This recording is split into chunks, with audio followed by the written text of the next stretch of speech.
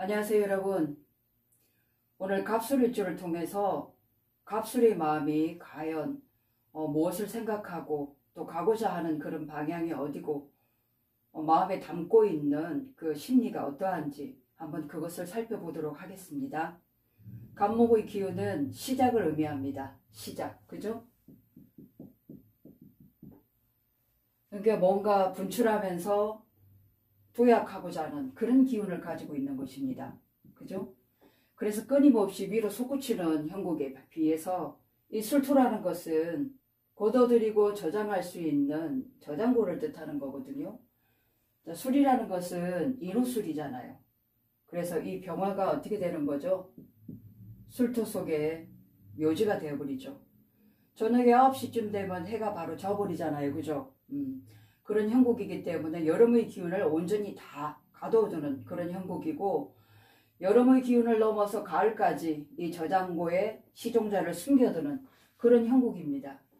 그러니 갑목은 이제 병화를 보면서 끊임없이 도약을 하려고 하는데 술토에서 다 그만하자라고 저장해 버리니까 갑목은 어떻게 했어요? 그 마음이 좀 허하겠죠.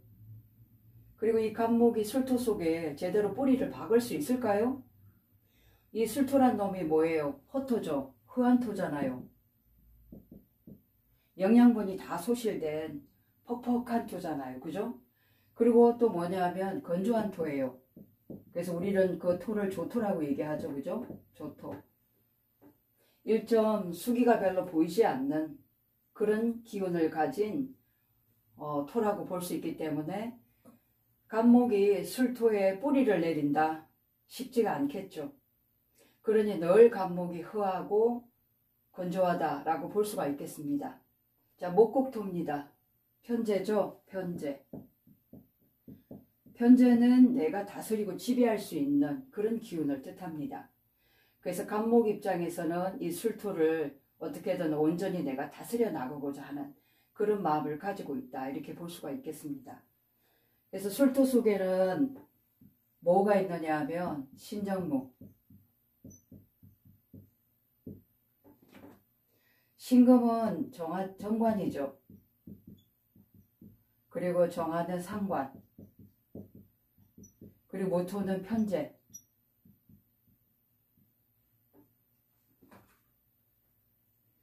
자, 이 신금이라는 거는 어떤 걸 얘기하느냐 하면 바로 술토가 이것을 저장해서 봄에 새롭게 씨앗으로 자라게 하는 바로 이 시종자를 의미합니다. 신금이라는 것은 바로 시종자를 의미하는 거죠.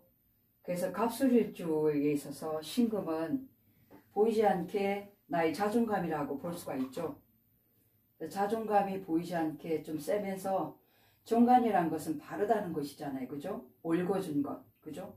그런 쪽으로 항상 생각을 가지고 있다는 것이고, 자, 지정관 속에 숨어 있는 것을 보면 상관이 편재를 어떻게 하죠? 상관생재하죠.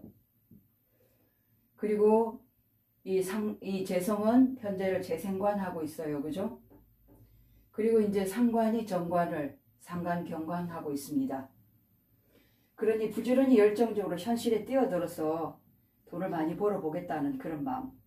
거기다가 온전하게 정관이라는 것은 안정을 취하고 내 자리를 자리 잡겠다는 그런 뜻을 의미하는 거거든요. 근데 이제 갑술일주의 여자에 있어서는 정관이라는 것은 내 남편입니다.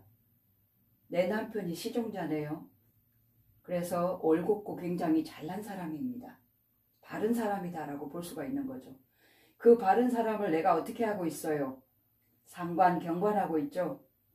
이때 상관, 경관이라는 것은 나는 내 남편을 좀 더 나은 방향으로 뭔가 좀 더 보필해주고 싶은 마음으로 조곤조곤 얘기를 합니다.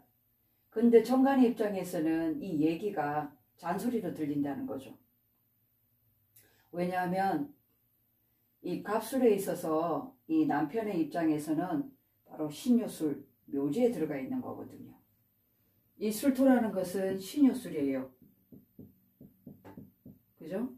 신유술은 뭐예요? 관이잖아요, 여자한테는.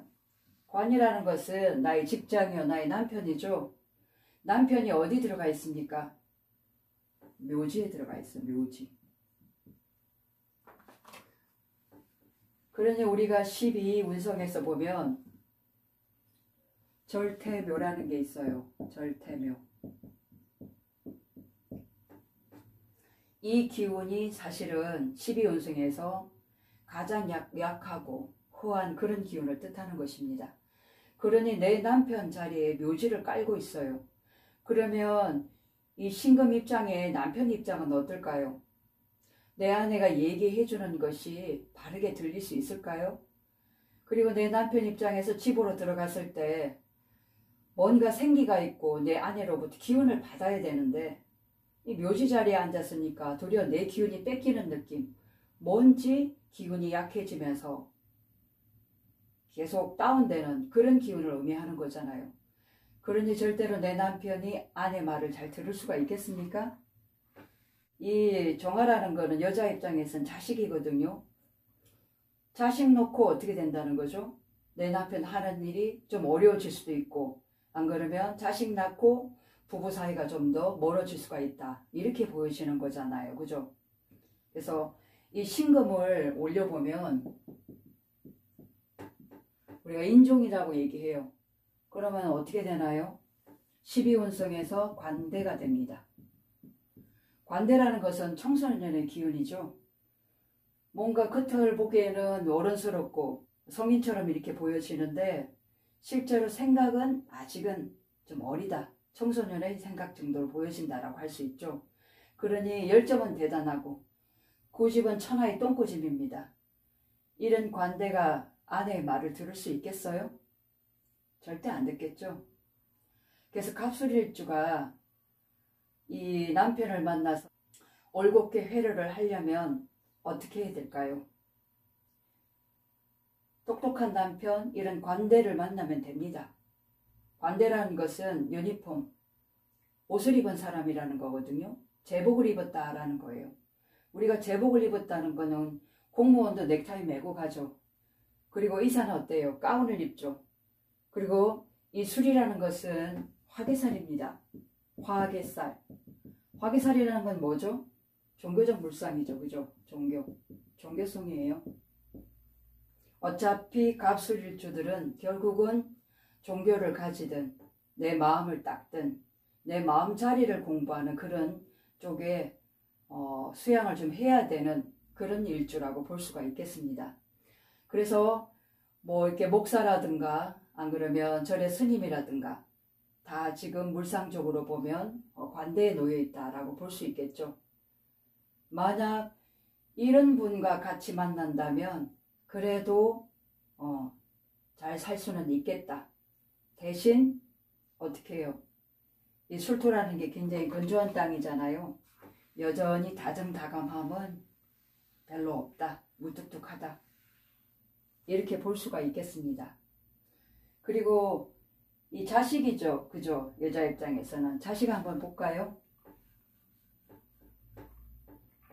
자식을 이렇게 올려놓으면 자식 자리가 어떻게 돼요? 양이죠. 우리가 이 갑술일주 자체가 지금 양의 물상을 가지고 있습니다. 그래서 우리가 양이라는 걸 한번 보면 양이라는 것은 기른다는 의미를 가지고 있거든요. 기른다. 기를 양이잖아요. 그죠? 그래서 기르는 물상이기 때문에 기르고 양육하고 그죠? 기르고 양육한다는 그런 의미를 가지고 있고 요양하는 요양의 물상도 됩니다. 상속의 의미도 가지고 있어요. 그리고 자식의 입장에서 지금 양의 물상을 가지고 있잖아요. 그러면 뱃속에 아기가 10달 동안 있으면 이제 밖으로 나오게 되잖아요. 그래서 조만간에 어떤 분리를 의미하기도 합니다. 그래서 이 자식이 양의 자리에 놓였다는 것은 갑술일주로 볼 때는 자식과의 인연이 어떻다? 좀 약하다. 멀리 공부를 위해서 유학을 보낸다든지 안 그러면 일찍 부모와 떨어져서 자기 생활을 한다든지 이런 경우가 빨리 생길 수 있다라는 것을 지금 예시하고 있습니다. 여기 이제 갑술일주 자체가 양이라고 말씀드렸잖아요. 그래서 기로 양육한다. 가장 좋은 물상이 바로 교육입니다. 교육. 교육의 물상을 가지고 있죠. 그래서 이게 화근업을 하는 사람들이 많고 학교 선생님도 많이 있겠죠. 그죠? 이런 쪽의 교육 물상을 가지고 있어서 갑술일주는 정말 잘 가르칩니다. 이런 면에서는 탁월해요. 그리고 요양이라는 것은 뭐냐면 우리가 아픈 사람을 어떻게 해요? 편안하게 휴식을 취하게끔 만들어주는 거죠.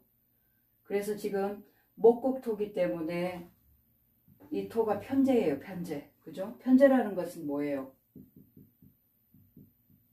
내 아버지죠. 아버지. 아버지가 지금 어디에 묘지 자리에 앉아 있다라는 거죠. 그래서 만약에 이게 상속의 별이기도 하기 때문에 아버지로부터, 내 부모로부터 상속받을 일이 있지만 또 반대로 내 아버지를 또 요양하듯이 모실 수도 있고 아버지가 일찍 돌아가실 수도 있겠다. 이렇게 보여줘요. 그리고 이제 내가 아버지한테 물질적으로 반대로 내가 봉양을 하는 그런 경우도 생깁니다. 그래서 이게 상속과 요양의 의미, 또 분리의 의미가 양지에 있다는 사실 잘 아시면 좋겠습니다. 갑술일주에 있어서는 이 여자의 마음은 어떨까요? 내 남편하고도 내가 뭔가 남편을 좀 바꿔보려고 내 남편한테 이렇게 얘기를 좀 해도 내 남편 입장에선 이것을 잔소리로 받아들이니까 참 갑갑하죠. 그러니까 갑술일주로서는 늘 불만이 많은 사람이에요.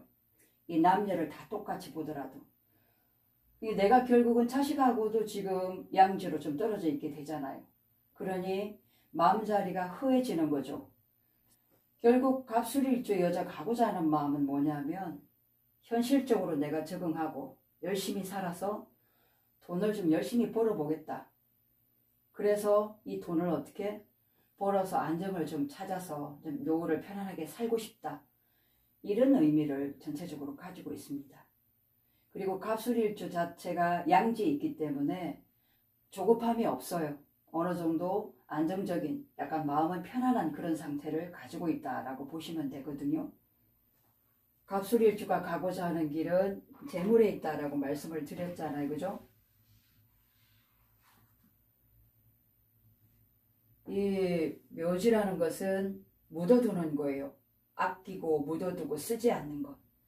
그래서 정말 갑술일주들은 자신을 위해서 사치를 한다든가 낭비를 한다든가 이런 게 없습니다.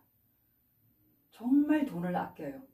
주변에 정말 그런 사람들 많이 봤는데 100원짜리 500원짜리 이렇게 해서 저금 통장에 넣어서 그걸로 치킨을 사 먹는 사람을 봤습니다. 그리고 너무나 자기한테는 돈을 쓰지 않아요.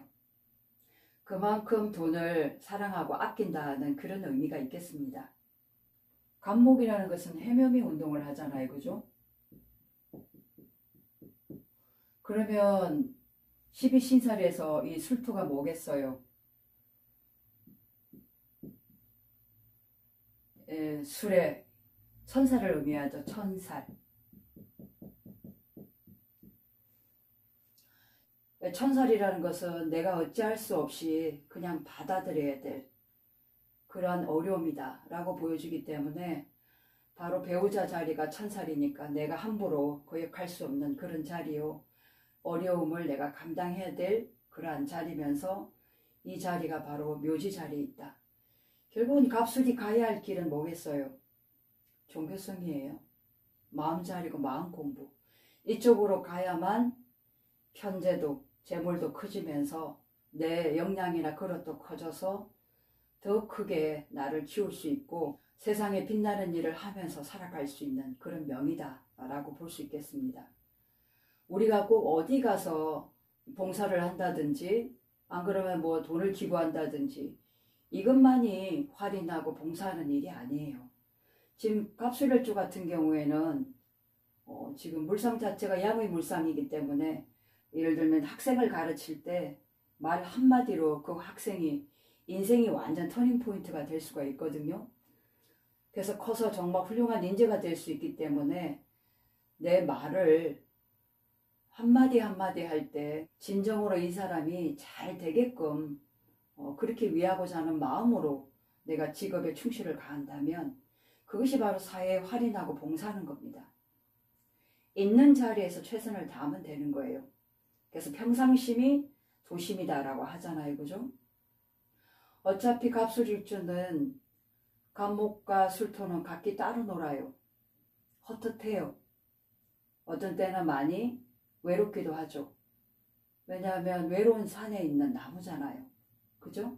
뭔지 모를 불만이 많은 이런 감정들을 좀 내려놓으시고 내 안으로 들어가서 진정으로 내가 어떤 삶을 살아야 될지 한번 숙지를 하셨으면 하는 바람입니다.